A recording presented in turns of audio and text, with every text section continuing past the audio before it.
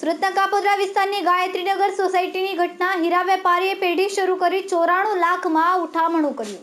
વિપુલ બલર અને અલ્પેશ બલરનું કારસ્તાન અલગ અલગ વેપારીઓ પાસેથી 90 દિવસની શરતે 94 લાખના હીરા ખરીદ્યા હતા. 90 દિવસ પૂર્ણ થતાં નાણાં લેવા ગયેલા વેપારીને તાળું જોવા મળ્યું. બલર બંધુઓએ કારીગરોનો પગાર પણ કર્યો નથી. અલ્પેશ બલર ગારિયાધારમાં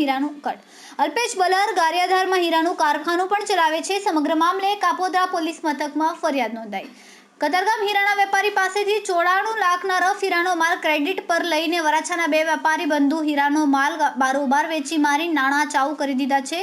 ઉપરથી વેપારીએ ધમકી આપી કે તમે વધારે ઉઘરાણી કરશો તો અમે દવા પીને તમને પોલીસ કેસમાં ફસાવી દઈશું.